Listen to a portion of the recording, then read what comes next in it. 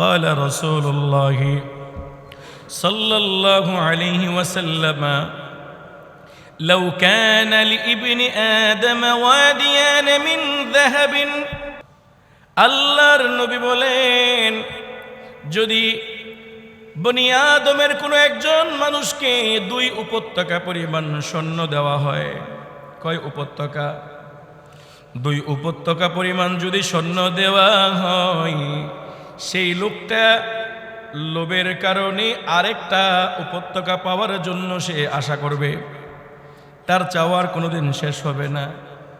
2টা গ্রাম ভর্তি করে যদি তাকে স্বর্ণ দিয়ে দেওয়া হয়, 1 ভরি 2 ভরি 100 ভরি নয়, 1 কোটি ভরি নয়, নবীজি বলেন পুরা 2টা গ্রাম ভর্তি করে, বিশাল 2টা ময়দান ভর্তি করে যদি কোনো মানুষকে স্বর্ণ দিয়ে দেওয়া হয়, এই লোকটার চাহিদা ফুরাবে না, সে চিন্তা করবে আমার আরেক ময়দান স্বর্ণ লাগবে। কোন একটা মানুষকে যদি এলাকার কাউন্সিলর বানায়া দেওয়া হয়, চিন্তা করবে আমার এমপির পদ লাগবে। এমপি বানায়া দেওয়ার পরে চিন্তা করবে আমার এমপি হবে না, মন্ত্রী লাগবে। মন্ত্রী হয়ে যাওয়ার পরে চিন্তা করে আমার মন্ত্রিত্ব হবে না, আমার প্রধানমন্ত্রী হওয়া লাগবে। ঠিক না? নবীজি বলেন ওয়ালা ইয়ামলাউ ফাহু ইল্লা তুরাব, যতক্ষণ পর্যন্ত মানুষের মুখের মধ্যে কবরের মাটি প্রবেশ না করবে, ততক্ষণ পর্যন্ত তার এই পেট ভরবে না, লালসা বন্ধ হবে না। ঠিক কিনা?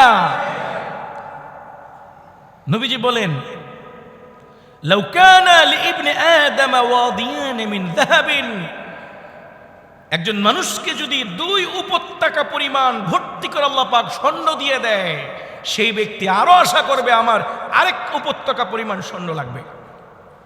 নবীজি বলেন ওয়ালা ইয়ামলাউ ফাহু ইল্লা তুরাবু, কবরের মাটি ছাড়া এই লোভীর লোভ কখনো শেষ হবে না, এর খিদা কখনো মিটবে না। তাকে কবর দেওয়া হবে, আর এই কবর দুমড়ে মুচড়ে পড়ে তার মুখের মধ্যে যখন কবরের মাটি ঢুকবে, তখন তার এই চাহিদা গিয়ে শেষ হবে। এটা হলো সুনানে তিরমিজির 2337 নম্বর হাদিস। সেটা হচ্ছে যে একজন মানুষ সে আর্থিকভাবে সম্পদের দিক থেকে ধনী হলে সে কি প্রকৃত ধনী হয়, নাকি মনের দিক থেকে ধনী হলে সে ধনী হয়? জি, এটা গত জুমার মূল মেসেজ ছিল যে একজন মানুষ প্রকৃত ধনী হলো সে যে ব্যক্তি মনের ধনী, প্রকৃত বাদশাহ সে যে মনের বাদশাহ। এ ব্যাপারে গত জুমাতে হাদিস বলেছিলাম, রাসূল আরবি সাল্লাল্লাহু আলাইহি ওয়াসাল্লাম বলেন আল গিনা গিনান নফস, প্রকৃত ধনী সেই ব্যক্তি যে ব্যক্তি আত্মা ধনী। যার আত্মা ধনী নয়, যার মন ধনী নয়, এই লোকটার কাছে যদি কোটি কোটি কোটি টাকাও থাকে, তার মুখের মধ্যে একটা অভাবগ্রস্তের একটা শব্দ সবসময় উচ্চারিত হবে, সেটা হচ্ছে যে আমার আরো লাগবে। আমার যদি তাকে আপনি একটা বিল্ডিং দেন গিফট, এই বিল্ডিংটা পাওয়ার 1 মাস পরে বলবে আমার আরেকটা লাগবে, 2টা দেওয়ার পরে বলবে আরেকটা লাগবে। কাপড় আছে মনে করেন 50 পিস, এরপরেও আমার আগামী বিয়েতে যাওয়ার জন্য আরো 2 পিস লাগবে। তরকারি আছে 2 আইটেম, না আমার আরো 3 আইটেম লাগবে। এইভাবে যে মানুষটা তার প্রয়োজন মেটানোর জন্য যতটুকু লাগে অতটুকু থাকার পরেও আমার আরো লাগবে করে, আসলে এই লোকটা কি প্রকৃত অভাবগ্রস্ত নাকি ধনী? অভাবগ্রস্ত। আর আমার আরো চাই এই শব্দটা আমাদের দেশে তথাকথিত ধনীরা বেশি বলে নাকি গরিবরা বেশি বলে? ধনীরা বেশি বলে। এই জন্য এই মেসেজটা আগে দিলে ঢুকান, আল গিনা গিনান নফস, যার আত্মা তৃপ্ত হয়, অল্পে তুষ্ট হয়, যেটাকে বলে কানি', অল্পে তুষ্ট হয়ে যাওয়া। লোকের ডেইলি 1000 টাকা ইনকাম, সেই লোক ডেইলি 1000 টাকা ইনকাম হলে মাসে 30,000, তো যার মান্থলি 30,000 টাকা ইনকাম, সেই লোকটা মাস শেষ হওয়ার পরে চিন্তা করে আমার যদি 60,000 টাকা হতো একটু ভালো হইতো। আল্লাহ দোয়া কবুল করে 60,000 টাকা দেওয়ার পরে এখন চিন্তা করে যে না 1 লাখ টাকা হইলে বোধহয় আরেকটু কুলাইতো, 5,000 টাকা আমি ডিপিএস করে রাখতে পারতাম। 1 লাখ টাকা হয়ে যাওয়ার পরে চিন্তা করে যে না 1.5 লাখ রাবারের মতো খালি লম্বা হয়। আরেকটা লোক সে রিক্সা চালায়, প্রতিদিন 400 টাকা ইনকাম করে, 100 টাকা বাংলা রিক্সার ভাড়া দেয় মালিককে, আর 300 টাকা দিয়ে শাক সবজি কিনে মোটামুটি পেট ভরে কোনো মতে খেয়ে সে আলহামদুলিল্লাহ বলে, আর মুখে এই শব্দটা বলে আমার এতটুকু হলেই যথেষ্ট চলে। তো এই দুই লোকের মধ্যে পার্থক্য হলো, প্রথম লোকটার কাছে অঢেল ইনকাম থাকার পরেও সে গরিব, কারণ তার আরো চাই। আর দ্বিতীয় লোকটা গরিব হওয়ার পরও তার মন ধনী হওয়ার কারণে সে প্রকৃত ধনী, কারণ তার যতটুকু আছে ততটুকু যথেষ্ট। কথা ঠিক? এবার আপনারা বলেন, ধনী আর গরিব হওয়াটা কোনোটাই অপরাধ না, কারণ ধনী বানায় কে? গরিব বানায় কে? সাহাবায়ে কেরামদের মধ্যে ধনী ছিল কিনা? নবী করিম সাল্লাল্লাহু আলাইহি সাল্লামের 2 মেয়ের জামাই, এক মেয়ে মারা যাওয়ার পরে আরেক মেয়ে বিয়ে দিয়েছে, যাকে যিন্নুরাইন বলা হয়, হযরত উসমান। হযরত উসমানের উপাধি হলো তিনি গনি। তার নাম কি? হযরত উসমান গনি বলা হয়। গনি মানে হচ্ছে তাওয়াঙ্গার, পয়সাওয়ালা, ধনাঢ্য, কোটিপতিকে গনি বলে আরবিতে। তো তাকে ধনী কেন বলা হয়? কারণ হযরত উসমান রাদিয়াল্লাহু তাআলা অজস্র সম্পদ এবং স্বর্ণ মুদ্রার মালিক ছিলেন। হযরত আব্দুর রহমান বিন আউফ শত শত উট আল্লাহ রাস্তায় দান করতেন, শত শত উট, শত শত, এক লটে শত শত উট যিনি দান করতেন। আচ্ছা, ওই লোকটার সম্পদের পরিধি কি পরিমাণ? তাহলে অঢেল অজস্র সম্পদ হওয়াটা অপরাধ নয়, সম্পদ কম হওয়াটা অপরাধ নয়। অপরাধ হলো আমার আরো লাগবে এটা বলা, তুষ্ট না হওয়া। একটু কমাইতে হবে, মানে হালকা আওয়াজ ঠিক আছে, বাট ডিস্টার্ব করতেছে। অজস্র সম্পদ হওয়াটাও কি নয়? বলেন, অপরাধ না। কারণ যদি সম্পদশালীদের সম্পদ না থাকে, গরিবরা কি যাকাত পাবে? সাহায্য সহযোগিতা পাবে? এই মসজিদ মাদ্রাসাগুলো যে হয়েছে কাদের টাকা দিয়ে হয়েছে? টাকাওয়ালাদের টাকা দিয়ে, টাকাওয়ালাদের টাকা দিয়ে। সুতরাং টাকা দেওয়া এটাও আল্লাহ পাকের নেয়ামত, না দেওয়াটাও আল্লাহ পাকের নেয়ামত। উভয় অবস্থায় তুষ্ট আর পরিতৃপ্ত হওয়াটা হলো মুমিনের গুণ। গরিব হয়ে যাওয়ার পরে আল্লাহর উপর অভিযোগ করা, এটা মুনাফিক এবং কুফরি।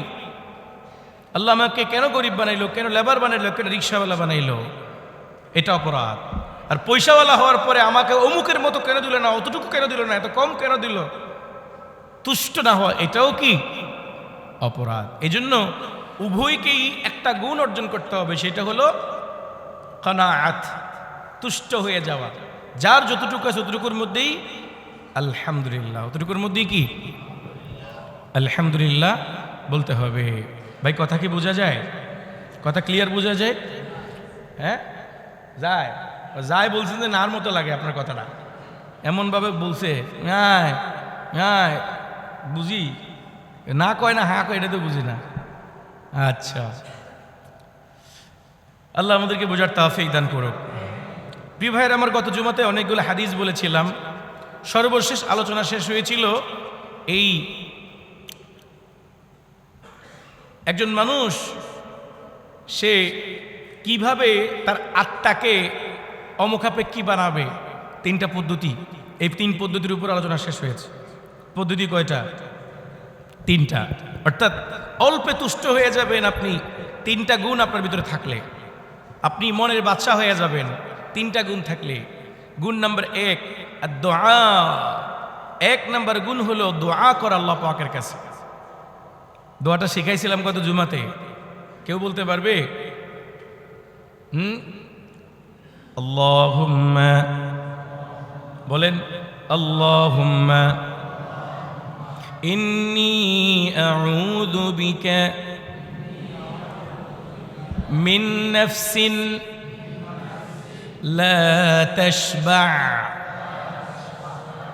আসমানের মালিক, আমি আপনার কাছে অতৃপ্ত আত্মা থেকে পানা চাই।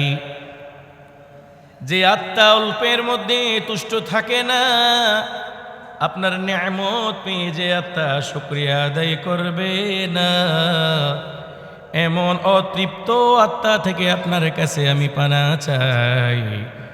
এই দোয়া নবীজি শিখিয়েছেন। এই জন্য আরবি না পারলে বাংলা বলবেন, আল্লাহ এমন আত্মা এবং মন থেকে পানা চাই যে আত্মা সর্বদাই আমার আরো লাগবে বলে। আয় আল্লাহ, যে আত্মা সবসময় আরো বেশি লাগবে, এমন আত্মা থেকে পানা চাই। প্রিয় ভাইয়েরা আমার, একজন মানুষকে আল্লাহ পাক কোন অর্থ সম্পদ যদি না দেয়, একজন মানুষকে যদি আল্লাহ কোন রকমের টাকা পয়সা নাম খ্যাতি যশ কিছুই না দেয়, শুধুমাত্র 3.5 হাত বডির মধ্যে আল্লাহ যেই নিয়ামত দিয়েছেন, এই নিয়ামতের দিকে চিন্তা করলে তার চাইতে বড় ধনী দুনিয়ার মধ্যে কেউ নাই। 2টা চোখের নিয়ামত দিয়েছেন আল্লাহ। অন্ধের দিকে তাকায় দেখেন, তাকে জিজ্ঞাসা করেন, ভাই দুনিয়াটা কেমন? অন্ধ সাথে সাথে বলবে, ভাই মায়ের গর্ভ থেকে পড়ে 2 জনম দুঃখিনী মাকে চোখে দেখি নাই। যেই বাবা সারা জীবন আমাকে আদর করেছে, সেই বাবাটাকে কোনোদিন একবারের জন্য চোখে দেখি নাই। যেই দাদা দাদি নানা নানি এত আদর করে করে ডাকে, ওরে আব্দুর রহিম, আব্দুল করিম, এইদিকে আসো, এমন আপনজনদেরকে কোনোদিন চোখে দেখি নাই। যে খাবার প্রতিদিন খাই, এই খাবারটা পর্যন্ত কোনোদিন দেখি নাই কালারটা কেমন, হলুদ নাকি লাল নাকি সাদা। যেই জমিনের মধ্যে চলাফেরা করে, জমিনের সবুজ শ্যামল সৌন্দর্য কোনোদিন দেখি নাই। সেই ব্যক্তিটার কাছে গিয়ে জিজ্ঞাসা করেন, ভাই পৃথিবীটা কেমন? সে বলবে, পৃথিবীটা কালোর কালো। লালটাও তার কাছে কালো, সাদাটাও কালো, সবুজটাও কালো, সব কিছু অন্ধকার আর অন্ধকার। প্রিয় ভাইয়ের আমার, এই জন্য অন্ধের দিকে তাকিয়ে 2টা চোখের শুকরিয়া আদায় করার দরকার আছে না নেই? 2টা হাতের দিকে তাকাইলে রবের শুকরিয়া আদায় করবেন। রব, কত মানুষ রাস্তায় রাস্তায় 2টা হাত না থাকার কারণে ভিক্ষা করে, আল্লাহ 2টা হাত দিয়েছেন ধরার জন্য, আলহামদুলিল্লাহ। কত মানুষ 2টা পা না থাকার কারণে মাটির মধ্যে রাস্তার মধ্যে হামাগুড়ি খায়, ভিক্ষা করে, আর রাস্তার কাদা মাটিগুলা তার শরীরের মধ্যে লাগতেছে। কতক্ষণ পাথরে ব্যথা পায়, কতক্ষণ বাঁকা বাঁকা আঁকা বাঁকা উঁচা নিচা রাস্তার মধ্যে এসে ব্যথা পায়। আরে পায়ের মধ্যে 2টা টায়ার লাগায় রাখছে, শরীরের মধ্যে টায়ার দিয়ে র্যাপিং করে রেখেছে ব্যথা না পাওয়ার জন্য। নিজে বাথরুমে যেতে পারে না, কত মানুষ আছে কোলে করে বাথরুমে নিয়ে যাওয়া লাগে। নিজের প্রস্রাব নিজে করতে পারে না, আরেকজন বাথরুমে নিয়ে বসায় দেওয়া লাগে। এমন হাত পা বিহীন পঙ্গুত্ব বরণকারী ব্যক্তি আছে না নাই? তাদের কাছে মাঝে মাঝে গিয়ে 5 মিনিট বসে শুকরিয়া আদায় করবেন, মালিক হয়তো আপনি আমাকে দুনিয়ার মধ্যে বিল্ডিং, টাকা পয়সা, কোটিপতি, নাম যশ খ্যাত দেন নাই, কিন্তু আপনি তার মতো যদি আমাকে পঙ্গু বানিয়ে দিতেন আমি কি করতাম রে আল্লাহ। এইভাবে সেই ব্যক্তিগুলোর দিকে তাকিয়ে শুকরিয়া আদায় করবেন। আলহামদুলিল্লাহ, আলহামদুলিল্লাহ। ও হে আসমানের মালিক, যা দিয়েছেন আলহামদুলিল্লাহ। এখন শুধু একটু ঈমান আর আমল দেন, যেন কবরে শান্তিতে থাকতে পারি। আল্লাহ দুনিয়া যতটুকু লাগবে ততটুকু দেন, আখিরাত অফুরন্ত দেন। এই জন্য পয়গম্বর বলেন, এক নম্বর দোয়া করবেন, আল্লাহুম্মা ইন্নী আউযু বিকা মিন নাফসিন লা তাশবা। আয় আল্লাহ, তৃপ্ত আত্মা থেকে পানা চাই। রবের কসম করে বলছি, যার আত্মার চাহিদা যত বেশি তার গুনার ফেরিস্ত তত লম্বা।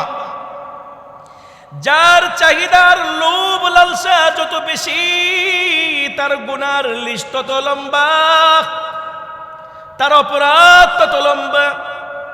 তাকিয়ে দেখেন তাম দুনিয়ার মধ্যে যত গুনাহ হচ্ছে, যত অপরাধ হচ্ছে, সব অপরাধের পিছনে একটাই কারণ, আমার আরো লাগবে। ঠিক কিনা কথা? ঠিক। সব অপরাধের পিছনে কারণ কয়টা? আমার আরো লাগবে। এই জন্য নবী করিম সাল্লাল্লাহু আলাইহি ওয়াসাল্লামের একটা হাদিস, চমৎকার হাদিস। এই হাদিসটা তিরমিজি শরীফের 2337 নম্বর হাদিস, 2337। হাদিসটা খুব সুন্দর। হযরত আনাস ইবনে মালিক থেকে বর্ণিত, তিনি বলেন, ক্বালা রাসূলুল্লাহ সাল্লাল্লাহু আলাইহি ওয়াসাল্লাম, লাউ কানা লিইবনি আদম ওয়াদিয়ান মিন যাহাবিন। আল্লাহর নবী বলেন, যদি বনি আদমের কোনো একজন মানুষকে 2 উপত্যকা পরিমাণ স্বর্ণ দেওয়া হয়। কয় উপত্যকা? 2 উপত্যকা পরিমাণ যদি স্বর্ণ দেওয়া হয়, সেই লোকটা লোভের কারণে আরেকটা উপত্যকা পাওয়ার জন্য সে আশা করবে, তার চাওয়ার কোনোদিন শেষ হবে না। 2টা গ্রাম ভর্তি করে যদি তাকে স্বর্ণ দিয়ে দেওয়া হয়, 1 ভরি 2 ভরি 100 ভরি নয়, 1 কোটি ভরি নয়, নবীজি বলেন পুরা 2টা গ্রাম ভর্তি করে, বিশাল 2টা ময়দান ভর্তি করে যদি কোনো মানুষকে স্বর্ণ দিয়ে দেওয়া হয়, এই লোকটার চাহিদা ফুরাবে না। সে চিন্তা করবে আমার আরেক ময়দান স্বর্ণ লাগবে। কোন একটা মানুষকে যদি এলাকার কাউন্সিলর বানায়া দেওয়া হয়, চিন্তা করবে আমার এমপির পদ লাগবে। এমপি বানায়া দেওয়ার পরে চিন্তা করবে আমার এমপি হবে না, মন্ত্রী লাগবে। মন্ত্রী হয়ে যাওয়ার পরে চিন্তা করে আমার মন্ত্রিত্ব হবে না, আমার প্রধানমন্ত্রী হওয়া লাগবে। ঠিক না? নবীজি বলেন, ওয়ালা ইয়ামলাউ ফাহু ইল্লা তুরাব। যতক্ষণ পর্যন্ত মানুষের মুখের মধ্যে কবরের মাটি প্রবেশ না করবে, ততক্ষণ পর্যন্ত তার এই পেট ভরবে না, লালসা বন্ধ হবে না। ঠিক কিনা? নবীজি বলেন, লাউ কানা লিইবনি আদম ওয়াদিয়ান মিন যাহাবিন। একজন মানুষকে যদি 2 উপত্যকা পরিমাণ ভর্তি করে আল্লাহ পাক স্বর্ণ দিয়ে দেয়, সেই ব্যক্তি আরো আশা করবে আমার আরেক উপত্যকা পরিমাণ স্বর্ণ লাগবে। নবীজি বলেন, ওয়ালা ইয়ামলাউ ফাহু ইল্লা তুরাবু। কবরের মাটি ছাড়া এই লোভীর লোভ কখনো শেষ হবে না, এর খিদা কখনো মিটবে না। তাকে কবর দেওয়া হবে, আর এই কবর দুমড়ে মুচড়ে পড়ে তার মুখের মধ্যে যখন কবরের মাটি ঢুকবে, তখন তার এই চাহিদা গিয়ে শেষ হবে। এটা হলো সুনানে তিরমিজির 2337 নম্বর হাদিস। এবং ইমাম তিরমিজি বলেন, ক্বালা আবু ঈসা হাদা হাদিসুন হাসানুন সহিহুন। এই হাদিসটা হাসান সহিহ হাদিস। প্রিয় ভাইয়েরা আমার, এজন্য এই অপরাধ প্রবণতা শেষ হবে না। এই একটা গুণ যদি তাম দুনিয়ার মধ্যে যত অপরাধী রয়েছে, অপরাধীরা অর্জন করতে পারে, ইনশাআল্লাহ 90% অপরাধ কমে যাবে। সেটা হচ্ছে যে আমার যতটুকু আছে ততটুকু কি আলহামদুলিল্লাহ, আমার যতটুকু আছে ততটুকু কি আলহামদুলিল্লাহ। এখন যত ধরনের অপরাধ হচ্ছে, সব অপরাধের পিছনে হচ্ছে আমার আরো লাগবে লোভ। লোভ, দুনিয়ার লোভ। হাদিসে আছে, হুব্বুদ দুনিয়া রাসু কুল্লি খাতিআ। দুনিয়ার ভালোবাসা, দুনিয়ার লোভ হলো সব শয়তানি আর সব অপরাধের মূল। সমস্ত অপরাধের মূল হলো দুনিয়ার ভালোবাসা, দুনিয়ার প্রতি লোভ। এই জন্য যার লোভের পরিধি যত কম হবে, আল্লাহ রাব্বুল আলামিন তাকে তত গুনাহ থেকে বাঁচিয়ে দিবেন। আমাদের দেশে লোভ আছে না নেই? ক্ষমতার লোভ আছে না নেই? আবার টাকা পয়সার লোভ আছে না নেই? নারীর লোভ আছে না নেই? গাড়ির লোভ আছে না নেই? এরভাবে বিভিন্ন রকমের এক একজনের লোভের ঘোড়া এক এক দিকে দৌড়ায়। কারো লোভ বেশি টাকা ইনকাম করার প্রতি, কারো লোভ খুব নাম যশ খ্যাতি অর্জন করার প্রতি, যে না আমাকে চিনতে হবে, আমাকে চিনতে হবে, আমি ভাইরাল হতে হবে। এই ভাইরাল রোগে আক্রান্ত হয়েছে এখন হুজুররাও, ঠিক কি না? ঠিক কি না? হুজুররাও ভাইরাল রোগে আক্রান্ত হয়েছে। আমাকে কিছুদিন আগে এক লোক প্রশ্ন করে যে হুজুর আপনি একটা কাজ করেন না, আপনি এমন কিছু উল্টাপাল্টা কথা বলেন যে উল্টাপাল্টা কথাগুলোর কারণে আপনি দ্রুত ভাইরাল হয়ে যাবেন। কারণ এই যাবৎ বাংলাদেশে যত বক্তা ভাইরাল হয়েছে বেশিরভাগ উল্টাপাল্টা কথা বলে। কি কথা ঠিক? উল্টাপাল্টা কথা বুঝেন? মানে নাই কথা বাই কথা যত আছে সব মাহফিলে গিয়া বলে, আর মিডিয়ারা ওগুলাকেই কাটিং করে। মিডিয়ারও লাভ, বক্তার তো লাভ আছেই, আছে না? বাংলাদেশে তো এক বক্তা ভাইরাল হয়েছে শুধুমাত্র কেবলমাত্র খালি মেয়েদের প্রেমের আলাপ কইরা। সুন্দর সুন্দর কাপড় পরছে, চশমা লাগাইছে, বাস উনি খালি প্রেম আলাপ করে, অমুকের লাভ সলভ করে, বাস উনি এই প্রশ্ন দেয় ওনাকে। এই আচ্ছা, পৃথিবী থেকে প্রশ্ন খালি ওনাকেই পাইছে। যত রকমের প্রশ্ন আছে, ইংলিশে প্রশ্ন করে, বাংলায় প্রশ্ন করে, খালি প্রেমের প্রশ্ন। কিসের প্রশ্ন? এগুলা করে করে ভাইরাল হয়েছে। তো আমার বলে যে হুজুর আপনি এগুলা করেন। আমি বলছি মৌত পর্যন্ত যদি ভাইরাল না হই এগুলা করবো না। হুজুর আপনার গলা খুব সুন্দর, আওয়াজের মধ্যে তেজ আছে, আপনি ভাইরাল হয়ে গেলে মার্কেট পাবেন ভালো। দরকার নাই তো মার্কেটে। দুনিয়ার মার্কেট যার যত বেশি হবে, কিয়ামতের মাঠে তার জাহান্নামের আগুন তত প্রখর হবে, ঠিক কিনা? দরকার নেই। আল্লাহ যদ্দুর দিছে, আলহামদুলিল্লাহ যদ্দুর দিছে। উল্টা পাল্টা কথা বলে ভাইরাল হওয়ার কই নাই, প্রয়োজন নেই। এজন্য মিডিয়ার কারণে একেবারে লস হয় বিষয়টি এরকম না, কিছু ফায়দাও আছে না নেই? তবে এই মিডিয়ার সবচেয়ে বড় রোগ হলো এখন লোভ, ভাইরাল হওয়ার লোভ, অনেক বড় লোভ। আমার মাঝে মাঝে মন চায়, শয়তান ধোকা দেয়, কিন্তু ধোকা দিলে কি হবে? এটা জাহান্নামের রাস্তা। বাংলাদেশের মধ্যে 80% বক্তাগুলো ভাইরাল হয়েছে এই উল্টাপাল্টা কথা বলে। কত পার্সেন্ট? আর এই মিডিয়াতে যত বক্তা আছে, অনলাইনে যত বক্তা আছে, আপনারা তাদেরকে বড় বড় আলেম মনে করেন, কোশ্চিন কালো নয়। অনলাইনের বাইরে অফলাইনে বড় বড় বড় বড় বাঘা বাঘা আলেমরা আছে যাদেরকে আপনারা চিনেনও না, যাদেরকে আপনারা চিনেন না। এই ঢাকা বাইতুল মোকাররমের খতিব মুফতি আব্দুল মালিক সাহেবকে আপনারা কয়েকদিন ধরে চিনেন বাইতুল মোকাররমের খতিব হওয়ার কারণে। মুফতি আব্দুল মালিককে উনি বাংলাদেশের দ্বিতীয় তাকি উসমানী। মুফতি আব্দুল মালিক সাহেব হুজুরে উসুলে হাদিস, হাদিস সহিহ জয়ীফের উপর একটা কিতাব লিখেছে, যারা তাদিলের উপরে যিনি কিতাব লিখেছে উনি। তো মুফতি আব্দুল মালিক সাহেব হুজুর এত বড় আলেম, বাংলাদেশের যে বক্তাগুলো আছে আমি একদম অতিরঞ্জন করে বলছি না, সবগুলা কওমি, জামাত, আলিয়া, খারেজি যত বক্তা আছে সবগুলা বক্তাকে এক পাল্লায় রাখলে, শুধু আব্দুল মালিক সাহেবকে এক পাল্লায় রাখলে আল্লাহর কসম করে বলতে পারবো আব্দুল মালিক সাহেবের এলেমের পাল্লা ভালো হবে। সবগুলা সবগুলা, এমনকি হাটাজারি মাদ্রাসার মতন সাহেব সহ, পটিয়া মাদ্রাসার প্রিন্সিপাল সহ, আমি আমাদের কওমি করার কথা বলছি, সবগুলাকে এক পাল্লা রাখলে আর মুফতি আব্দুল মালিক সাহেবকে এক পাল্লা রাখলে মুফতি আব্দুল মালিক সাহেবের এলেমের পাল্লা ভারী হবে। তা আপনারা কি তারা চিনতেন? তার কথা শুনলে মনে হয় একদম নর্মাল নর্মাল লাগে না? কিছু তার হাদিসের দরজ, তার প্রজ্ঞা, তার ফতোয়া দেখলে আপনি বুঝতে পারবেন কি চিকুন চিকুন জায়গা থেকে কিভাবে কোরআন এবং হাদিস থেকে তিনি ফতোয়া বাইর করে, আপনি অবাক হয়ে যাবেন। তো মুফতি আব্দুল মালিক সাহেব কোনো মাহফিলে গেলে ক্যামেরাকে বন্ধ করে দেয়। এই জন্য দেখবেন ওনার বয়ান তেমন ভিডিও নাই, উনি কিন্তু ক্যামেরা অ্যালাউ করে না, কোনো মাহফিলে ক্যামেরা অ্যালাউ করে না। আগে ক্যামেরা বন্ধ করো, এরপর আলোচনা করবো। স্টেজেই ওঠে না, স্টেজেই ওঠে না। এই জন্য দেখবেন বিভিন্ন বড় বড় মাহফিলগুলোতে হুজুরকে ডাকেও না, কারণ এতগুলো ক্যামেরা বন্ধ করবে কে আর হুজুরকে ডাকবে কে? আপনারা চিনেন ওনাকে? চিনেন না, এখন চিনতেছেন, আগে চিনতেন? মুফতি আব্দুর রহমান সাহেব রহমতুল্লাহ আলাইকে কয়জন চিনতেন? অথচ উনি বাংলাদেশের গ্র্যান্ড মুফতি ছিলেন, এখানে একজনও চিনে না। আমার উস্তাদ ঢাকা বসুন্ধরা রিসার্চ সেন্টার, বসুন্ধরা সিটির ভিতরে যিনি ইসলামিক রিসার্চ সেন্টার খুলেছে মুফতি আব্দুর রহমান সাহেব, কয়জন চিনেন? আমার মনে হয় একজনও। কেউ চিনেন এখানে? কেউ চিনে না, এই একজন চিনে। তাইলে বলেন, এখানে মিনিমাম 700-800 মানুষ আছে আমার সামনেই, এতগুলা মানুষের ভিতরে একজন চিনে, অথচ উনি একজন গ্র্যান্ড মুফতি ছিলেন। ওনাকে বলা হয় ফকিহুল মিল্লাত, পুরা মিল্লাতের ফকি ছিলেন উনি।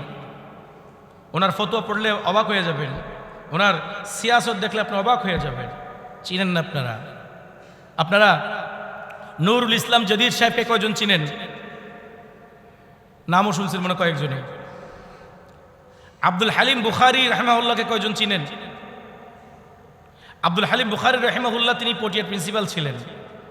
তার 90 মিনিটের আলোচনা, 60 মিনিটের আলোচনার মধ্যে আপনার মনে হয় 20 বছরের পড়াশোনার নির্যাস পাবেন। এত প্রজ্ঞা, এত কোরআন হাদিস, প্রত্যেকটা কথার পিছনে নস, কোরআন হাদিস, কোরআন হাদিস, কোরআন হাদিস। ছোট্ট একটা কথা বলবে তার পিছনে আয়াত। এত পরিমাণ নুসুস ওনার মুখস্থ ছিল। কয়জন চিনেন? এগুলো আমি আপনাদেরকে ব্রেইন ওয়াশ করতেছি। এখন তো বর্তমানে মিডিয়ার চকচকার পিছনে সবাই ঘুরে, যে মিডিয়ায় আসে তাকে বড় আলেম মনে করে, তাকে বড় বক্তা মনে করে। দরকার নেই। মনে রাখবেন সবচাইতে বড় গাধাগুলো এখন মিডিয়াতে ঘুরতেছে। এজন্য মিডিয়ার প্রতি মাঝে মাঝে ঘিন চলে আসে, কখন যে ক্যামেরা ট্যামেরা ভাঙ্গা ফালাই দিয়ে আল্লাহ জানে। কারণ মানুষের দৃষ্টিভঙ্গি চেঞ্জ হয়ে গেছে। আহলে এলেম যারা আছে তাদেরকে এখন মানুষ মূল্যায়ন করে না। লুবি যেগুলা কন্ট্যাক্ট করা বক্তাগুলোর পিছনে মানুষ এখন দৌড়ায়, কন্ট্যাক্ট করা বক্তাগুলোর পিছনে দৌড়ায়। যে যত বেশি লুবি তার ভিজিট তত বেশি, তাকে তত বেশি ডাকে, আমি দেখেছি। আর আপনি যদি বলেন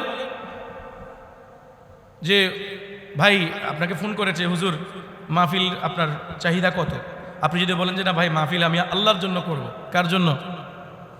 এতে আমার গাড়ি ভাড়া হলেও হবে, না হলেও নেই। এই কথাটা বলার সাথে সাথেই মাহফিল কমিটি মনে করে যে এটা তো সস্তা হুজুর, খেলা শেষ, এটা দিয়ে হবে না, এটা দিয়ে। আর যদি আপনি এই কথাটা বলতে পারেন যে ভাই আপনি আমার প্রাইভেট কারের জন্য অ্যাডভান্স 15,000 পাঠান, আর বাকি 15,000 যাওয়ার পরে দিয়েন, বাস হুজুরের ডিমান্ড আছে, সাবধান। আর 5,000 টাকা হুজুর কমানো যায় না, এই এখন খেলা শুরু। এখান থেকে মাহফিল কি? আমাদের রুচি নষ্ট হয়ে গেছে বাঙালিদের। বাঙালিরা খানা খায় ভেজাল, বয়ান শুনে ভেজাল, হুজুর দেখে ভেজাল, সব কিছুর মধ্যে ভেজাল। এক নাম্বার কোনো কিছুতেই বাঙালিরা নাই, সব জায়গা খালি ভেজাল আর ভেজাল। কত বড় বড় আল্লাহ ওয়ালারা রয়ে গেছে জানেন নতুন আপনারা। এই জন্য ভাইরাল গুলার পিছনে দৌড়াবেন না। এই ভাইরাল বক্তাগুলা ভাইরাল হওয়ার জন্য যে মিথ্যা কথা খালি বয়ানের মধ্যে বলে আপনি কল্পনা করতে পারবেন না। বয়ানটাকে একটা হাসি ঠাট্টার তামাশার জায়গা বানিয়ে ফেলেছে। এই জন্য দুনিয়ার লোভ, 1 নম্বর দোয়া করতে হবে, আল্লাহ আমি অতৃপ্ত আত্মা থেকে আপনার কাছে কি চাই? পানা চাই। 2 নম্বর পদ্ধতি হলো আল্লাহ পাকের কাছে বলতে হবে তাগয়িরুল মাফাহিম, চিন্তাধারার পরিবর্তন করতে হবে। যখনই দেখবেন দুনিয়া দেখলে আপনার চোখ বড় হয়ে যায়, লোভ চলে আসে, তখন আপনি আপনার চিন্তা ভাবনাকে পরিবর্তন করবেন। যে লোকটা এখন কোটিপতি, এই লোকটার, আচ্ছা আমি আপনাদেরকে একটা ঘটনা বলি এখন দেখেন। আবার অনেকে মনে করবেন যে হুজুর তো কোরআন হাদিসের বাইরে কিসসা বলা শুরু করেছে। এটা একটা উপমা, এটা কোরআন হাদিস না। এটা কি না? উপমা বলা হয় জাস্ট বোঝার জন্য। উপমাটা কিসের জন্য? বোঝার জন্য। একজন বড় আল্লাহ ওয়ালার কাছে মুস্তাজাবুদ দাওয়াত ছিলেন। তার কাছে এক লোক আয়সা বলে যে হুজুর আপনি আমার জন্য একটু দোয়া করেন তো, আমি অমুকের মতো পয়সাওয়ালা হয়ে যাই, অমুকের মতো পয়সাওয়ালা হয়ে যাই। তখন আল্লাহওয়ালা বললেন তুমি একটু ঘুরে দেখো তুমি কার মতো পয়সাওয়ালা হইতে চাও, আরেকটু রিসার্চ করে দেখো কার মতো পয়সাওয়ালা হইতে চাও। তো সেখানে ঘুরতে গিয়ে দেখে এক লোক, তার বিশাল বড় বাংলা বাড়ি ঘর, মাঝখানে ঘর, পুকুর টুকুর সহ একদম খুব সুন্দর করে একর করে বাড়ি করেছে, এবং ছেলে পেলে নিয়ে খুব শান্তি, বিকালে আরামায়েশ করে স্ত্রী খুব আরামে আছে। এখন দৌড়ে হুজুরের কাছে গেছে যে হুজুর এই ঘটনার কিতাবে আছে যে হুজুর আমি অমুকের মতো পয়সাওয়ালা হতে চাই। কার মতো? অমুকের মতো। তখন হুজুর বলল ঠিক আছে তুমি অমুকের মতো পয়সাওয়ালা হতে চাও, মানুষ নির্ণয় করেছো, ঠিক আছে আমি তোমাকে 1 সপ্তাহ সময় দিয়েছি, তুমি তার বাড়িতে যাবা, বাড়িতে গিয়ে তার কাচারি ঘরে মেহমান হবে, মেহমান হয়ে তার লাইফ স্টাইলটা একটু দেখবে, দেখার পরে 1 সপ্তাহ পরে তুমি দেন আবার এসে যদি আমাকে বলো অমুকের মতো হইতে, আমি আল্লাহর কাছে দোয়া করব, আল্লাহ চাইতে তোমাকে পয়সাওয়ালা বানাবে, নাহলে বানাবে না। এটা একটা শিক্ষণীয় বিষয়। এখন এই লোকটা ওখানে গেছে, যাওয়ার পরে কাচারি ঘরে, তখন তো মানুষকে মেহমানদারি করতে কাচারি ঘরে রাখতো, তো কাচারি ঘরে মেহমান হয়েছে 1 সপ্তাহের জন্য। এক সপ্তাহের জন্য মেহমান হওয়ার পরে এই পয়সাওয়ালার সব কিছু ইনভেস্টিগেশন করতেছে। শেষ দিন যেদিন চলে আসবে, 10ম দিনে আসার সময় বলে, ভাই আসলে আমি আপনার কাছে মেহমান হয়েছি একটা উদ্দেশ্য নিয়ে। কি? অমুক হুজুরের দোয়া আল্লাহ বেশি কবুল করে, আল্লাহওয়ালা মানুষ, তা আমি তার কাছে বলেছিলাম আমি পয়সাওয়ালা হতে চাই। তো তিনি আমাকে বলেছে তুমি কার মতো টাকাওয়ালা পয়সাওয়ালা হইতে চাও তুমি দেখো। তা আমি চিন্তা করেছি যে আমি আপনার মতো হব। কার মতো? আপনার মতো। তখন সেই লোক বলে যে ভাই খবরদার, হুজুরকে গিয়ে খবরদার আমার মতো পয়সাওয়ালা হইতে বলিস না। সে কেন? আচ্ছা বলছে কেন ভাই, আপনাকে দেখতে তো খুব সুন্দর লাগে, ফ্যামিলি নিয়ে খুব সুখী আছেন। কয় না, কথাটা একটু সুন্দর না, তারপর আপনাদেরকে বলছি, উপমাটা একটু বিশ্রী, শুনেন। তখন তিনি বলতেছে ভাই এই যে ছেলে পেলেগুলো ঘুরতেছে দেখছো, এগুলো একটাও আমার না, সবগুলো জারজ। তো আপনি জারজ সন্তান নিয়ে সংসার করতেছেন, কিছু করার নেই। কিভাবে? কয় আমার স্ত্রীর মরণ ব্যাধি হয়েছিল। মরণ ব্যাধি যখন হয়েছিল আমি আমার স্ত্রীর পাশে বসে প্রচণ্ড কান্না করছিলাম। তো কান্না যখন করছিলাম আমার স্ত্রী আমাকে বলে তুমি আমার জন্য এখন মায়া কান্না করো, আমি মরে যাওয়ার পরে কালকেই বিয়ে করে ফেলবো। কয় না, আমি আল্লাহর কসম করে বলে আমি বিয়ে করবো না। কয় তোমার কসমের কোনো বিশ্বাস নাই, পুরুষটা বিয়ে করেই ফেলবে। এই কথা বলার পর স্ত্রী বলে যে না, আমি তোমার কথা বিশ্বাস করবো তুমি যদি কোনো মেডিসিন প্রয়োগের মাধ্যমে তোমার যৌবন নষ্ট করতে পারো। তোমার যৌবন যদি মেডিসিন না, এনিওয়ে আমি বিশ্রী কথা বলছি না, তোমার যৌবনটাকে যদি তুমি নষ্ট করতে পারো তাহলে আমি বিশ্বাস করবো যে আমার পরে তুমি আর বিয়ে করবে না। এখন সেই স্ত্রীর মায়া কান্নায় পড়ে তার যৌবনকে নষ্ট করেছে, যে কোনো প্রক্রিয়ায়। যৌবন নষ্ট করার পরে আল্লাহর মর্জিতে স্ত্রী ভালো হয়ে গেছে, স্ত্রীর বয়স কম। এখন এই লোক তো হয়ে গেছে বেকার। কিছুদিন হওয়ার পরে তার স্ত্রী যখন তাকে প্রয়োজনে পাচ্ছে না, তখন সে তার নিজের বাড়ির কেয়ারটেকারের সাথে জেনা করে এই বাচ্চাগুলো হয়েছে।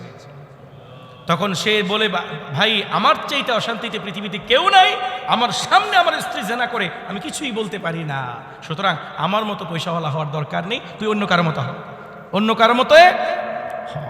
তা আমি আপনাদেরকে এই কথা বলতে চেয়েছিলাম, দূর থেকে দেখতে মানুষের প্রাচুর্য দেখে অনেক কিছু মনে হয় যে সে এয়ার কন্ডিশন রুমে ঘুমায়, ওই বাজারুতে ঘুরে, তারপরে প্রাইভেট কারে ঘুরে, বিমানে চার্টার বিমানে করে চলাফেরা করে, এইভাবে দূর থেকে দেখতে অনেক প্রাচুর্যবান মনে হয়। কিন্তু কাছে গেলে দেখা যাবে এই লোকটার রাতে ঘুমই হয় না, 1টা 2টা 3টা পিল খাওয়ার পর তার ঘুম হয়।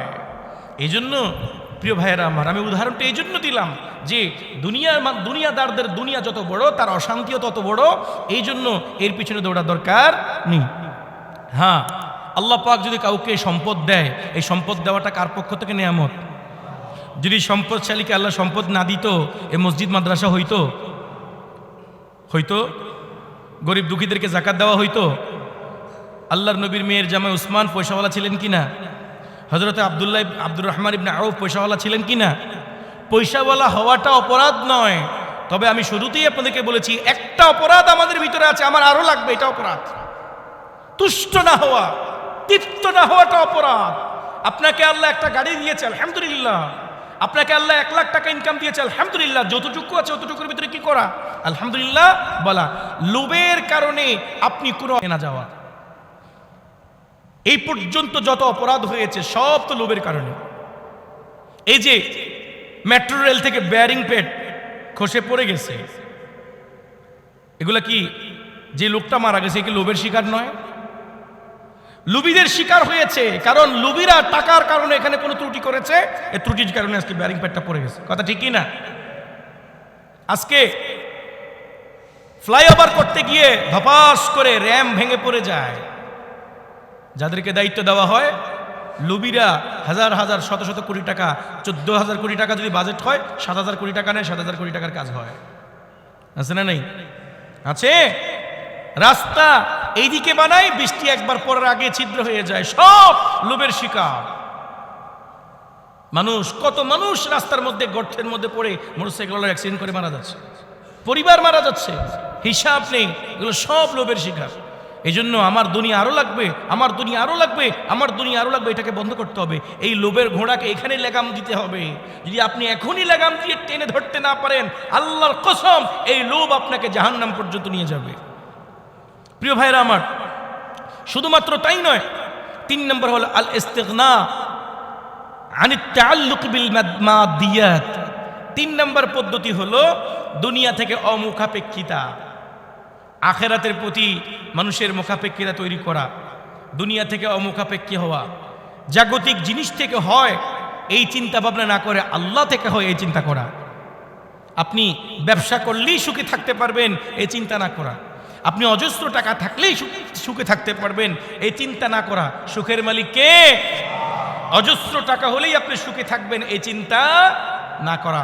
কত টাকার মালিক মানুষকে দৌড়াইছে আর এখন সে নিজে দৌড়ানি খায়। কত ক্ষমতার মালিক, তার ভয়ে মানুষ রাস্তায় হাঁটতে পারে না, কিন্তু এখন সে ইন্দুরের গর্ত পর্যন্ত খুঁজে পায় না, ঠিক কিনা? এজন্য বলছি দুনিয়ার লোভ বড় খারাপ জিনিস, খুব সাবধান প্রিয় ভাইরা আমার। এজন্য ক্ষমতার লোভও বড় খারাপ জিনিস। রাসূল সাল্লাল্লাহু আলাইহি ওয়াসাল্লামের হাদিস সহিহ বুখারী 6622 নম্বর হাদিস। হাদিসটা কোথায় আছে? সহিহ বুখারীতে আছে। حدثنا عبد الرحمن بن سمرة قال قال النبي عليه الصلاة والسلام يا عبد الرحمن ابن سمرة لا تسأل الإمارة فإنك إن أوتيتها عن مسألة وكلت إليها وإن أوتيتها من غير مسألة أعنت عليها। সুন্দর একটা হাদিস শুনেন। নবীজি বলেন, হে আব্দুর রহমান ইবনে সামুরা, খবরদার নেতৃত্ব চেয়েও না, নেতৃত্ব চেয়েও না। কারণ তুমি যদি নেতৃত্ব চেয়ে নাও আল্লাহ তোমাকে আত্মনির্ভরশীল করে দিবে, কোনো সাহায্য আল্লাহ করবে না। কেউ যদি নেতৃত্ব চেয়ে নেয় আল্লাহ বলে উকিলটা ইলাইহা, যা তোর নেতৃত্ব তুই সামলা, তুই নিজে একা সামলাবি, যত প্রবলেম হয় আমার কোনো সহযোগিতা কেন থাকবে না। আল্লাহ পাক আত্মনির্ভরশীল হওয়ার জন্য বলে তুমি আত্মনির্ভরশীল নিজে নিজে হও। কোনো মানুষ কি আল্লাহর রহমত ছাড়া আত্মনির্ভরশীল হতে পারবে?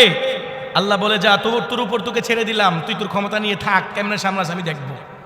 আর রাসূল বলেন ও ইন উতিতাহা মিন গায়রি মাসআলাতিন, আর যদি তোমাকে নেতৃত্ব দেওয়া হয় চাপায়া, যে না আমাদের নেতা অমুক হবে, যদি নেতৃত্ব চাপিয়ে দেওয়া হয় রাসূল বলেন ও ইনতা আলাইহা, তোমাকে আল্লাহর পক্ষ থেকে এই নেতৃত্বের উপরে সাহায্য করা হবে।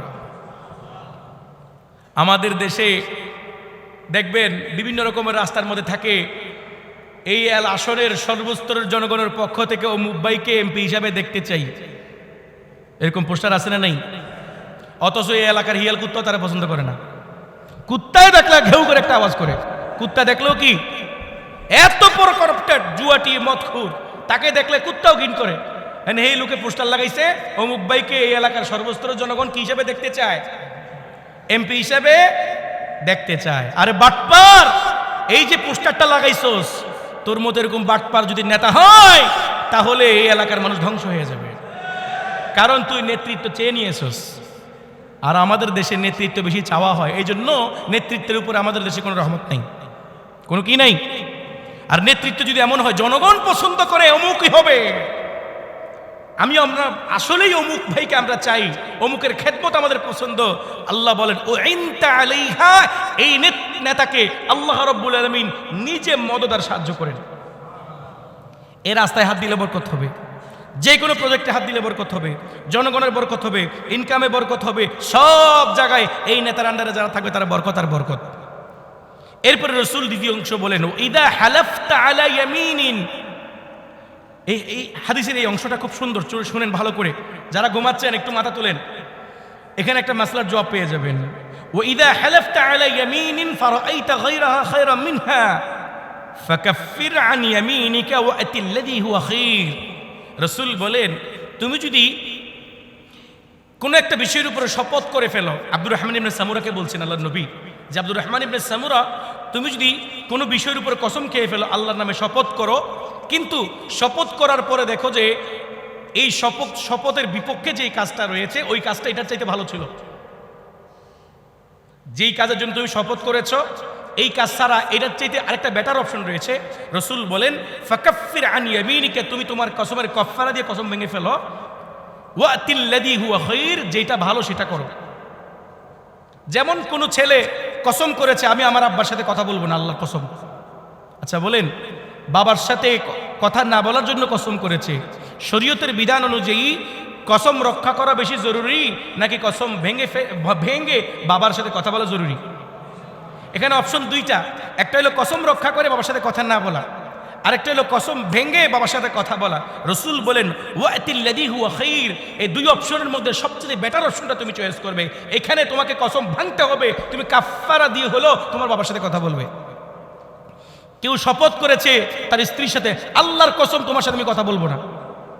বলেন, স্ত্রীর সাথে, স্ত্রী হলো তার আপনজন, স্ত্রীর সাথে আল্লাহর নামে শপথ করে যদি কসম করে যে আমি কথা বলবো না, এখানে অপশন দুইটা, একটা হলো কসম রক্ষা করা। কসম রক্ষা করতে গেলে স্ত্রীর সাথে সম্পর্ক নষ্ট হবে, কসম ভাঙলে স্ত্রীর সাথে সম্পর্ক তৈরি হবে।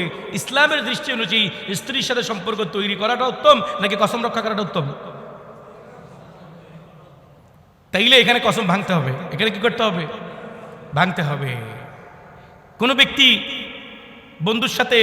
বন্ধুকে বলছে, দোস্ত আগামী শুক্রবারে নতুন সিনেমা রিলিজ হয়েছে, চল সিনেমাটা দেখে আসি শুক্রবারে, অফিস বন্ধ। কয় দোস্ত আমি দেখতে যাব না। কয় দোস্ত প্লিজ তুই না গেলে আমিও যাবো না। কয় আচ্ছা ঠিক আছে আমি যাবো। কয় যাবি তো? কয় হ্যাঁ যাবো। কয় না তোর কোনো বিশ্বাস নাই, কসম কর। কি কর? এখন বন্ধু কসম করছে, হ্যাঁ ঠিক আছে আমি আল্লাহর কসম করে বলি শুক্রবারে তোর সাথে সিনেমা দেখতে যাব। এখন এখানে অপশন দুইটা, একটা হলো আল্লাহর কসম করে শপথ করছে সিনেমা দেখতে যাবে বন্ধুর সাথে শুক্রবারে, কসম রক্ষা করলে সিনেমা দেখতে যাবে, আর কসম ভেঙে ফেললে সিনেমা। এখন এখানে অপশন দুইটা। হাদিস যদি সহিহ বুখারীর 6622 নম্বর হাদিসটা যদি আপনারা বুঝে থাকেন তাইলে বলেন এখানে কি কসম রক্ষা করে সিনেমা দেখতে যাবে নাকি কসম ভেঙে সিনেমা না দেখবে? জি, আমাদের দেশে অনেকে কসম ভাঙতে চায় না। ছেলের সাথে কথা বলে না, কসম করে ফেলেছে। মার সাথে কথা বলে না, কসম করে ফেলেছে। বোনের সাথে কথা বলবে না, কসম করে ফেলেছে। এইখানে কসম ভেঙে দেওয়া আপনার জন্য জরুরি। কসম ভেঙে আপনি কাফারা দিবেন। কসম ভেঙে কি দিবেন? আচ্ছা এটা কি আমার বানানো কথা? কোন ইমামের কথা?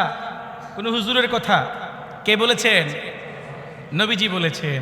এই জন্য কসম এবং কসমের অপোজিট যে কথাটা থাকবে, এই দুই কথার মধ্যে যেটা বেটার সেটার উপর আমল করবেন। যদি কসমটা দ্বীনি কসম হয় সেটা পূরণ করবেন, আর কসমটা যদি আল্লাহ এবং তার রসুলের অর্ডারের বিপক্ষে হয়, এক কথায় যেই কসম পূরণ করতে গেলে আল্লাহ এবং তার রসুলের অর্ডার লঙ্ঘন হয়, যেই কসম পূরণ করতে গেলে আল্লাহ এবং তার রসুলের অর্ডার লঙ্ঘন হয়, এমন কসম পূরণ না করা ওয়াজিব। আমি কথাটা বুঝাতে পারছি? আত্মীয়ের সাথে সম্পর্ক টিকায় রাখা কার অর্ডার? আপনি কসম করেছেন যে আপনার ফুফুর সাথে জীবনে কথা বলবেন না, এখানে কসম ভেঙে ফেলা ওয়াজিব। চাচার সাথে কথা বলবেন না, কসম করেছেন, এখানে কসম ভেঙে ফেলা ওয়াজিব। আপনি কাফারা দিবেন, কি দিবেন? 10 জন মিসকিন খাওয়াই দিবেন। কিন্তু তারপরও আপনার জন্য কসম কি করতে হবে? ভাঙতে হবে। আপনি কসম করেছেন মসজিদে ঢুকবেন না, এখানে কসম ভেঙে মসজিদে ঢুকাটা কি ওয়াজিব।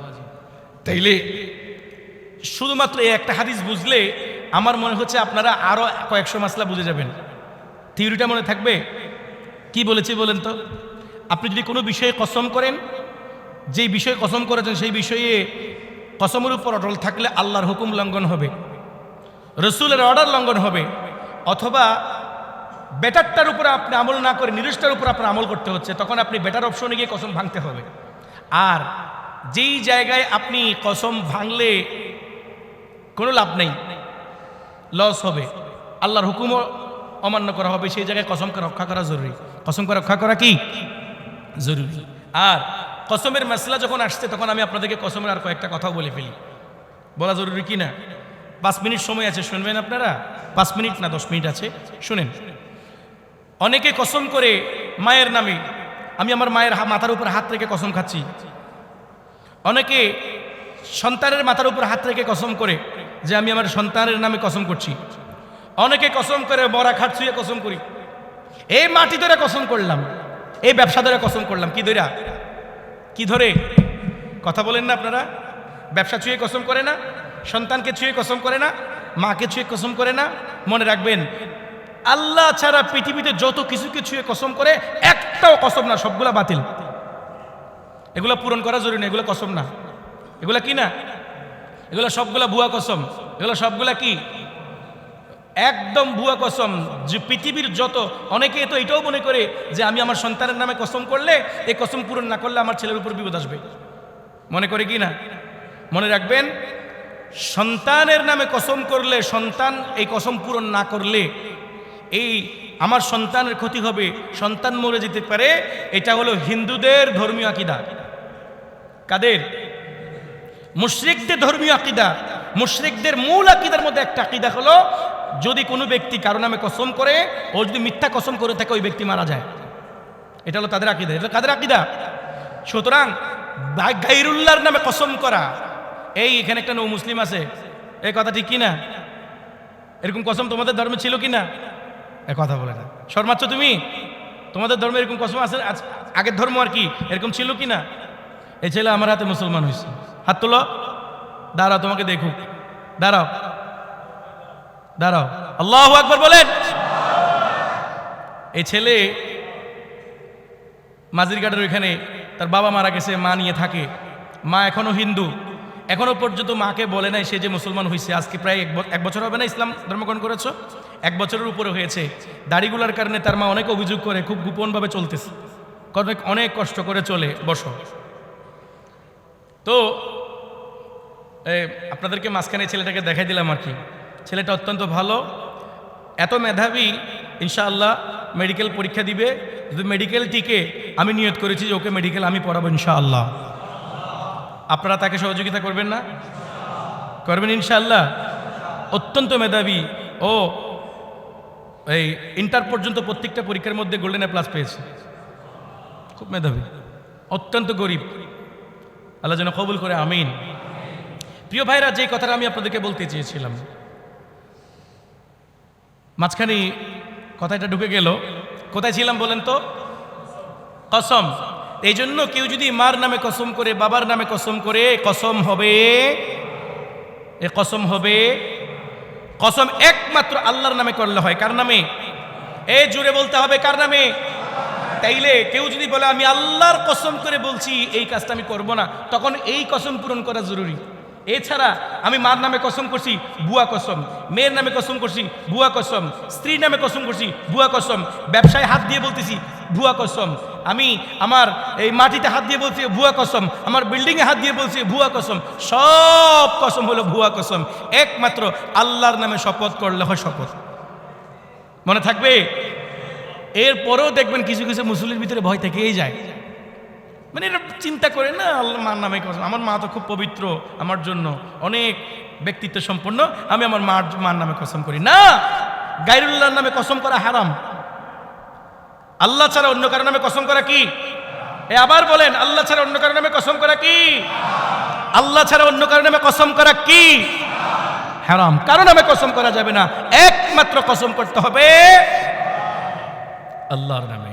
আমি আল্লাহর কসম করে বলছি, এটা হলো কসম ধর্তব্য। মনে থাকবে? প্রিয় ভাইরা, তাইলে আপনারা বলেন, হাদিসের 2টা অংশ। প্রথম অংশে বলা হয়েছে তুমি নেতৃত্বের লোভ করবে না, কারণ লোভের কারণে যদি নেতৃত্ব চেয়ে বসো, আল্লাহ রাব্বুল আলামিন তোমাকে তোমার উপর ছেড়ে দিবে, তুমি তোমাকে সামলাও। আমি তোমার উপরে কোনো দায়িত্ব গ্রহণ করলাম না, তোমার কোনো দায়িত্ব আমার নেই, আল্লাহ কথা বলবেন।